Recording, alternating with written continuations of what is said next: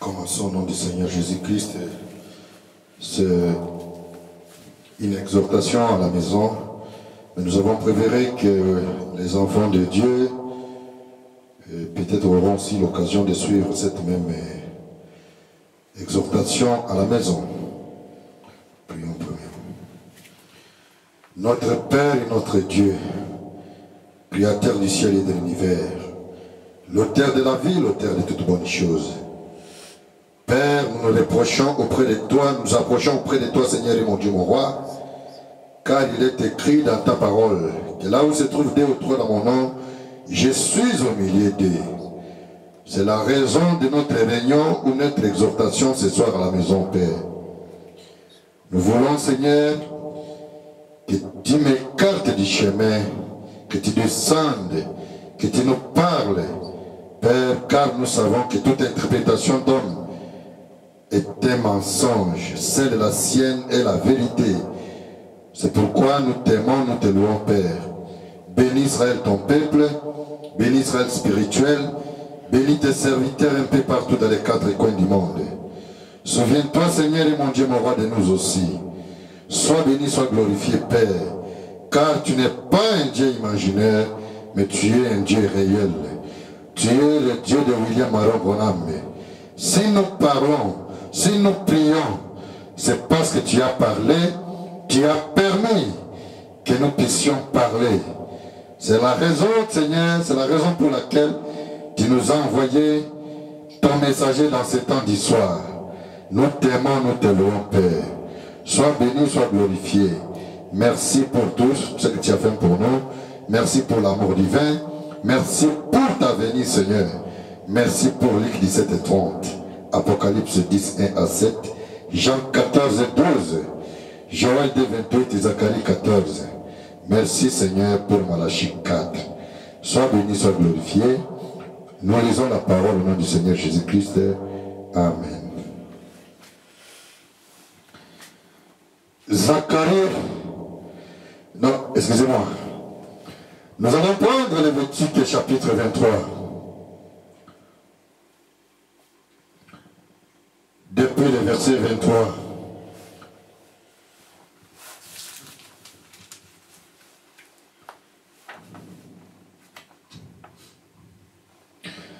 L'Éternel parla à Moïse et dit, parle aux enfants d'Israël et dit, le 7e mois, le premier jour du mois, vous aurez un repas publié au son de trompette et une sainte convocation. Amen. Nous allons prendre aussi dans Isaïe au chapitre 18, au premier verset.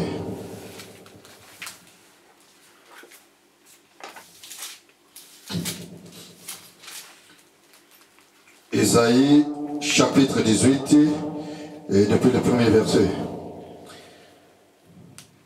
Terre où retentit les cliquettes des armes au-delà des fleuves de l'Éthiopie, toi qui envoies sur mer les messagers dans les navires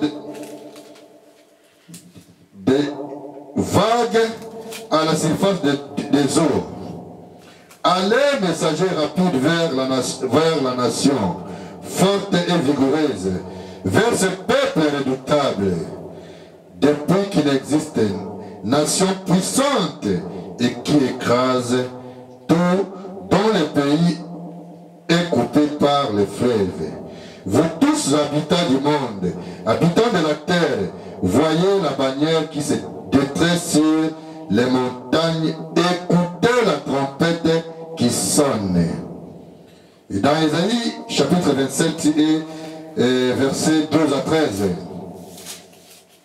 À ce temps-là, l'Éternel secouera des fruits depuis les cours du fleuve jusqu'au torrent d'Égypte. Et vous serez ramassés à un fleuve.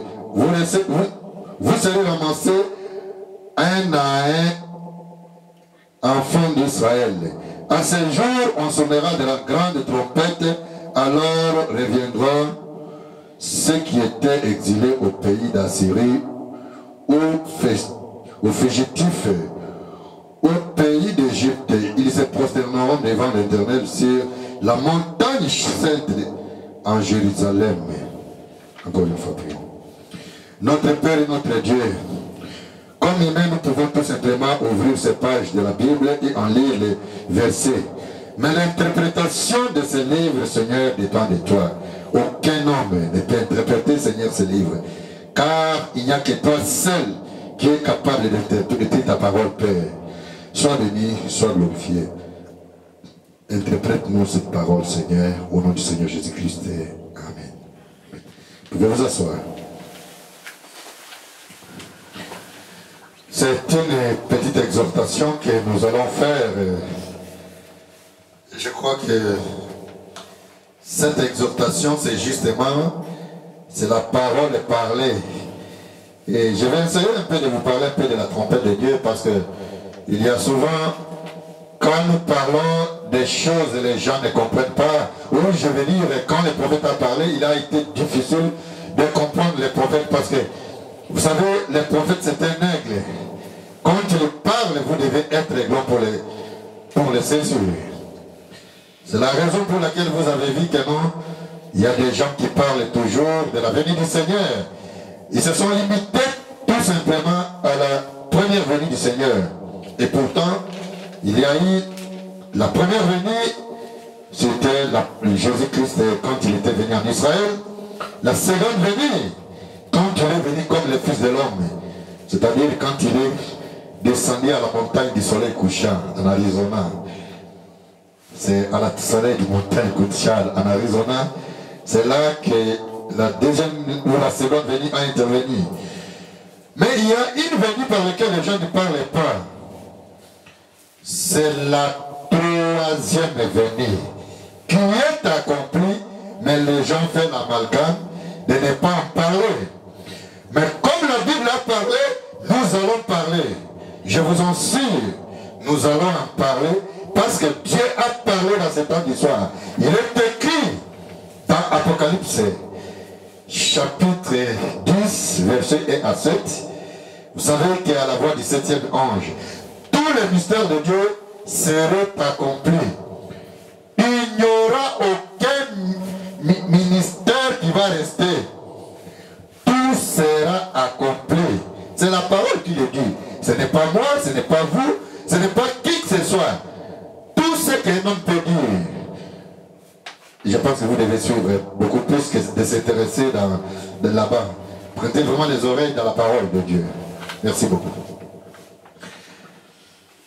Vous savez, je disais, tout homme peut dire ce qu'il peut dire. Peu importe combien il peut dire, que ce soit le pape du Vatican, que ce soit qui qu'il y soit, que ce soit qui qu'il y soit, il peut autant faire des déclarations, il peut parler, il peut dire. Ça ne compte absolument rien, car ce sont les paroles d'hommes. La parole qui compte, c'est la parole du Seigneur Jésus-Christ. Vous savez, Jésus-Christ a parlé au travers de son prophète, et nous devons parler parce qu'il est écrit que gardez ce livre jusqu'au temps du soir, car plusieurs les liront et la connaissance augmentera. Nous sommes au temps de la connaissance. C'est la raison pour laquelle vous voyez dans le monde, la science a tellement évolué, mais je ne comprends pas pourquoi les gens refusent qu'au moment où la science est en train de monter et que nous devons faire le cercle le tour de la montagne de Sinaï. Non, nous devons avancer. Nous ne sommes pas venus construire des dénominations ou construire des maisons dans le désert. Quand la colonne de feu avance, nous devons avancer. La parole de Dieu avance, nous devons avancer avec la colonne de feu ensemble. C'est la raison pour laquelle les gens n'ont pas compris quand les prophètes parlaient. Il parlait. Les gens n'arrivent même pas à saisir les prophètes. Mais nous avons entendu, il y a eu des gens qui se sont dit des grands docteurs, des grands pasteurs, tout le monde toujours des grands. Mais pour répéter les bandes et les brochures, ça devient un problème. Au lieu de nous enseigner ou d'enseigner au peuple de Dieu ce qui est important aujourd'hui, ou les enseigner. Jésus-Christ, on est en train de s'enseigner, nous nous enseignons nous-mêmes afin d'installer une sorte de peur dans les cœurs des croyants. Non, n'ayez pas peur. C'est pourquoi Jésus lui-même a dit que n'ayez pas peur, c'est moi. Un homme ne peut pas vous faire peur. Parce que c'est juste une exhortation. Vous savez, nous avons entendu beaucoup de choses dans ces temps d'histoire. Un homme va se lever chez lui, il sort de sa maison, il va faire ses propres déclarations et il va penser même, dire même aux autres qui n'entreront même pas, prendre même les luxes qu'ils ne peuvent même pas prendre. Qui es-tu pour dire à quelqu'un qui n'entrera pas? Alors que où est-ce qu'il va entrer? C'est toutes ces choses-là que nous allons un peu voir cette soir. Parce que vous savez, il y a eu une confusion terrible parce que les gens ne sont pas parvenus à saisir réellement les prophètes. C'est pourquoi quand Frère Branham parle de la venue du Seigneur, parce que mon objectif est de vous parler de la troisième venue par laquelle les gens ne veulent pas en parler, mais je vais vous parler de la troisième venue parce que c'est parlé et c'est accompli. C'est Apocalypse 19. Personne ne peut refuser cela. Vous ne pouvez pas me dire que non, la troisième venue n'est pas accomplie, alors que le prophète lui-même, dit, il parle ceci. Quand le prophète parle en disant que nous disons de Jésus-Christ comme les lions de la tribu de Juda. Les lions, il est le roi. Les lions signifient tout simplement les rois. On ne peut pas être les lions tant qu'on n'est pas les rois. C'est pourquoi vous allez voir que non, dans sa première venue, vous allez voir que non, l'aveugle Bartimée a failli, avait commis une erreur pour l'appeler que fils de David. Vous voyez? Parce que quand est-ce qu'il est le fils de David? Vous voyez? Il y a trois venues. La première venue, c'est quand il était venu en Israël pour nous racheter. La seconde venue, c'est pour nous réclamer. C'est-à-dire réclamer ce qu'il avait déjà acheté. Vous voyez, c'est ça la deuxième venue. Et la troisième venue, il vient avec son époux comme roi et reine. Vous voyez, il vient avec son épouse comme roi et reine. Mais les gens disent même que non, il s'appelle épouse. Mais quand vous vous appelez épouse, et vous ne voulez pas parler de la troisième venue, vous pensez que quoi? Vous ne pouvez pas être une reine sans roi. La reine sans roi n'existe pas. Vous voyez? C'est la raison pour laquelle dans l'église elle-même monte dans le 4e chapitre d'Apocalypse. Vous voyez? L'église monte dans le 4e chapitre d'Apocalypse. Et quand une personne vient nous parler, nous dire beaucoup de choses, ne voulant même pas qu'on parle de la venue du Seigneur, nous allons parler. Nous allons parler haut et fort. Personne ne peut nous interdire de ce message. Personne n'a versé son sang s'il la croit pour nous sauver, si ce n'est Jésus-Christ seul. Alors, si Jésus a dit dans sa parole que vers le soir, la lumière paraîtra, et nous avons vu cette lumière, pourquoi une personne peut-il venir nous dire que non, écoutez, il va venir, il va... Parce que l'homme a toujours été comme ça. L'homme aime ce que Dieu fera, ce qu'il a déjà fait. Il ne veut pas de ce qu'il est en train de faire. Mais nous, aujourd'hui, dans ce message, nous parlons du présent, du Dieu présent. Nous ne parlons pas du Vatican. Nous ne parlons pas des Mahométans. Nous ne parlons pas de l'imagination. Nous parlons du Dieu vivant. Vous voyez, dans la fête de trompette, il faut même dire ceci. L'église s'en va au 4e chapitre d'Apocalypse et revient au 19e chapitre. Lorsque l'époux et l'époux reviennent ensemble sur terre, puis le chapitre 19 à 22, qui est le dernier chapitre, ne concerne que le millénium même.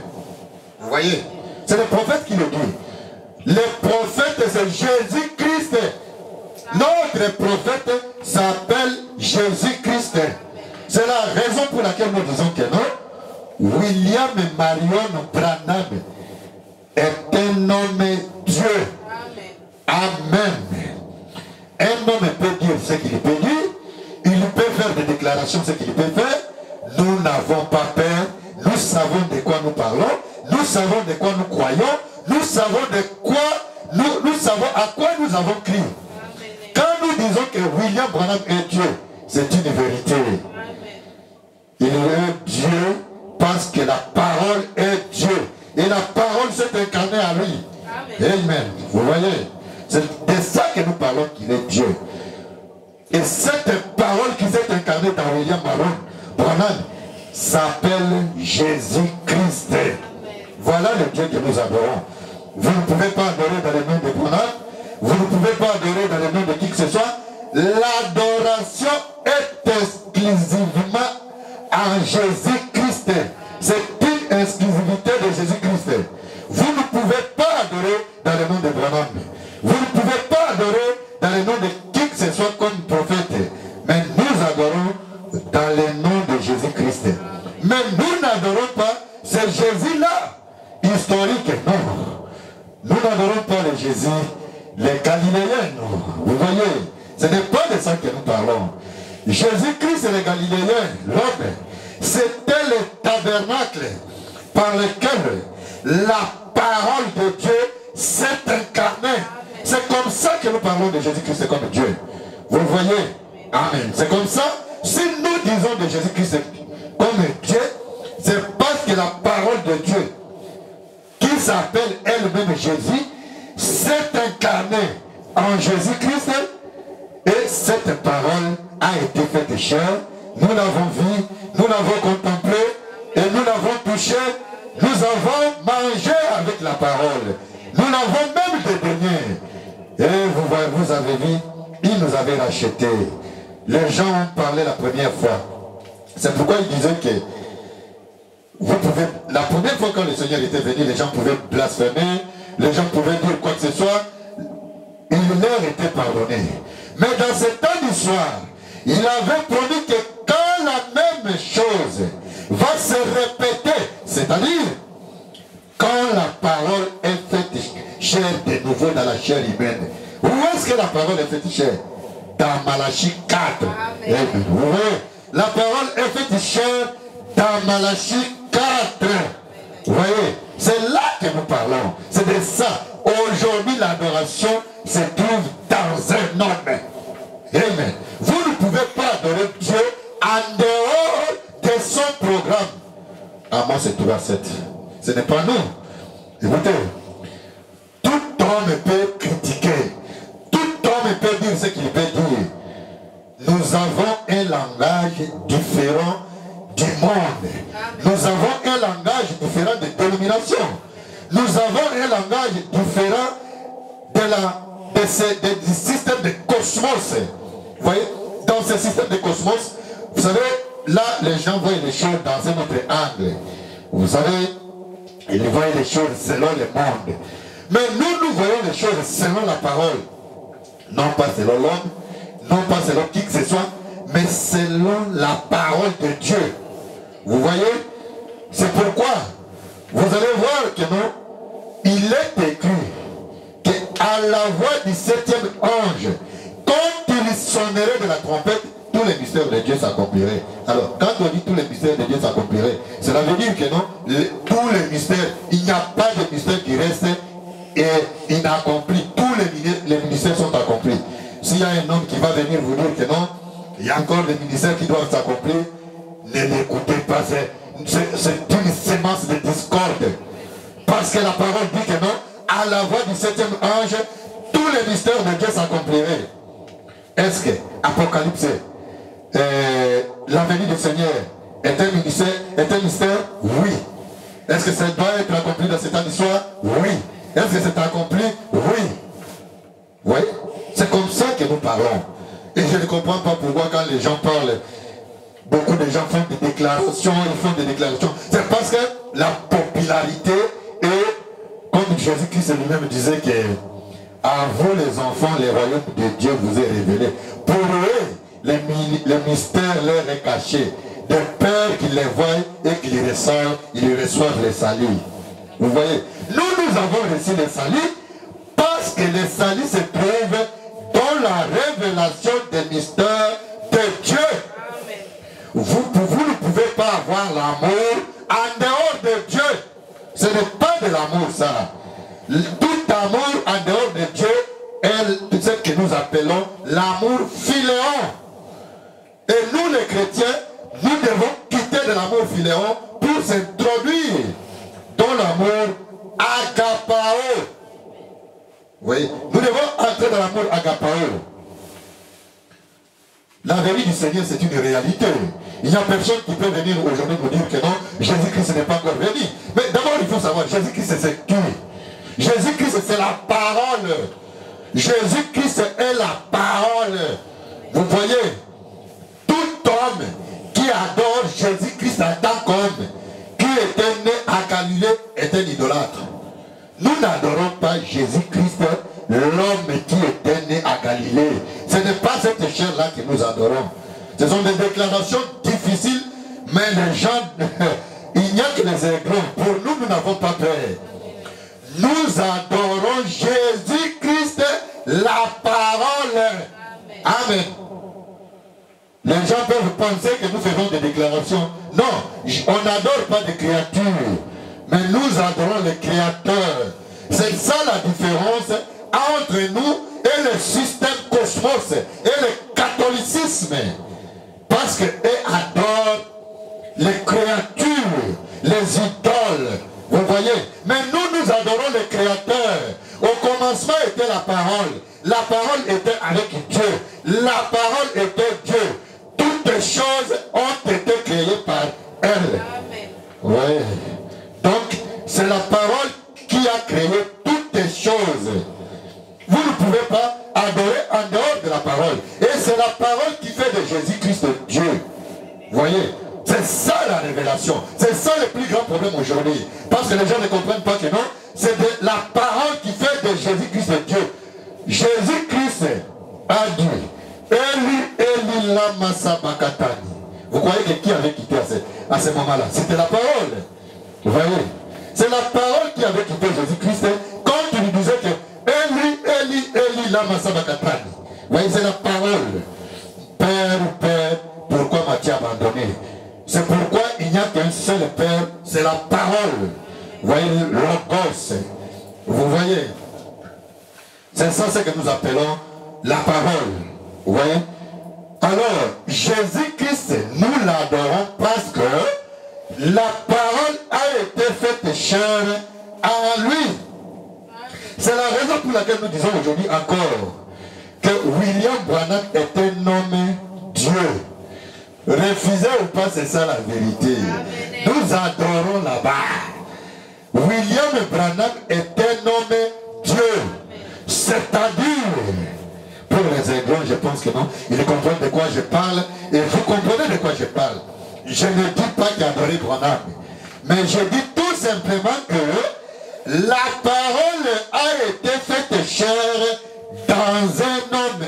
Nous l'avons vu, nous l'avons contemplé, nous l'avons adoré. Amen. Donc, Jésus-Christ, la parole, est entré dans Branham. C'est la raison d'Apocalypse 10 et à 7. Il lui dit, l'ange céleste qui descendait, avec l'ange terrestre, il y a eu le mariage ou la communion. Vous voyez, l'alliance. Vous voyez, Jésus-Christ, l'ange céleste, parole, s'est incarné dans William Marion Branham et a produit ce que nous appelons fils de l'homme. C'est de ça que nous appelons fils de l'homme. Vous ne pouvez, je ne comprends pas pourquoi. Il y a des fois, quand les gens parlent fils de l'homme, ils ne comprennent pas ce que c'est que le fils de l'homme. Fils de l'homme signifie tout simplement Dieu prophète. Vous voyez? Amen. Fils de l'homme signifie Dieu prophète. Vous voyez? Alors, quand les gens disent que non, la seconde venue, la première venue, c'était qui? C'était le fils de l'homme. C'est le fils de l'homme que nous avons appelé Messie. Mais la seconde venue, c'est le fils de l'homme que nous appelons Messie encore. Messie signifie ouais. Vous voyez? Ouais. Et ouais signifie la parole. Il n'y a que la parole qui est ouais. Vous ne pouvez pas être ouais en dehors de la parole. Seule la parole est ouais. C'est la raison pour laquelle nous devons avoir un autre langage aujourd'hui. Nous ne pouvons pas commencer avec le langage des païens qui voient les choses de la manière du monde, qui ne comprennent absolument rien. Nous avons été rachetés. Nous avons été rachetés parce que même ces mots-là, c'est un mot terrible. Les gens pensent que non, Jésus-Christ, bien sûr, Jésus-Christ a racheté tout le monde. Mais Jésus-Christ n'est pas venu racheter les enfants de Caïn. Vous ne pouvez pas me dire que non, Jésus-Christ était mort pour Judas Iscariote. Non, Jésus-Christ n'était pas mort pour la sémence de Caïn. Non, il était mort pour ceux-là qu'il avait connus dès avant la fondation du monde. Vous voyez, c'est comme ça. C'est ça le message de l'heure. Le message de l'heure, ce n'est pas tous ces gens qui font beaucoup de bruit. Ils font beaucoup de bruit pour ne rien dire. Ils vont parce que... Vous savez, tous ces bruits, c'est quoi? C'est parce qu'ils veulent la popularité. Mais en réalité, quand vous voulez leur parler du message, vous voulez leur dire, oh, il veut dire qu'il a la connaissance. Hein? Il veut parler. Il veut parler que non, il a la connaissance. Mais écoutez, nous ne pouvons pas refuser la connaissance. La connaissance est un don. Et il est écrit dans Daniel que, écoutez, cache ces livres. Vous voyez ces mystères. Ils seront ouverts au temps du soir. La connaissance, plusieurs les liront, et la connaissance augmentera. Nous ne parlons pas de la connaissance du système cosmos. Nous ne parlons pas de la connaissance du monde, c'est ça le système cosmos. Nous ne parlons pas de cette connaissance-là. Ça, c'est une connaissance de Caïn. Ça, c'est une connaissance diabolique. C'est une connaissance perdue. Vous voyez, ici, nous parlons de la connaissance internelle. La connaissance du Seigneur Jésus-Christ. Vous voyez, il a parlé. Il nous avait promis cette connaissance. Il nous avait promis. C'est la raison pour laquelle personne ne peut parler de Dieu avant de naître de nouveau. La nouvelle naissance est une condition sine qua non pour qu'un homme devienne fils et fille de Dieu. D'ailleurs, personne ne peut être chrétien s'il n'est pas né de nouveau. Quand on vous dit, les gens disent que je suis chrétien, non. Il y a des gens qui sont dans le processus de devenir chrétiens, mais ils ne sont pas encore chrétiens. Parce que chrétien, c'est quelqu'un qui est né de nouveau. Vous voyez, c'est celui-là qu'on appelle chrétien. Mais pas un homme qui n'est pas né de nouveau. Parce que chrétien signifie la parole dans un homme. C'est comme, je sais que je vous ai toujours dit que non, il y a des gens qui s'appellent les épouses. Vous savez, les gens en font l'épouse comme une personne est devenue épouse. Non. L'épouse, c'est la parole dans un homme.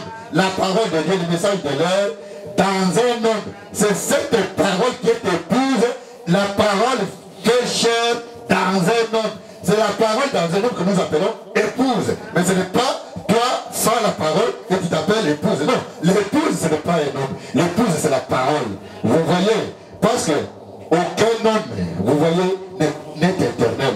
Seule la parole est éternelle. Si aujourd'hui nous disons que nous sommes éternels, c'est parce que la parole de Dieu est entrée à nous. Et nous et la parole, nous sommes venus une et même chose. À ce moment-là, nous parlons que nous sommes sauvés. Amen. Vous voyez, nous avons un langage différent. Nous ne pouvons pas toujours parler. On parle, il y a d'autres qui pensent que non. Il y a d'autres qui regardent encore du côté que non. Écoutez, on va appeler, Israël sera appelé. Je vais vous dire beaucoup de choses que les gens font. Et ils vont dire, parce que vous savez, il y a un système dans le monde par lequel quand vous croyez à la parole, quand vous dites la vérité de la parole, les gens vous disent que non. Une fausse doctrine. J'ai peur que tous ces gens-là qui disent, qui appellent la parole de Dieu fausse doctrine, se retrouvent aujourd'hui dans un problème beaucoup plus sérieux. C'est comme je dis, nous disons des choses, nous allons les lire. J'ai dit que Jésus-Christ était un homme. Vous comprenez? Et je le répète, Jésus-Christ était homme Dieu. Vous voyez?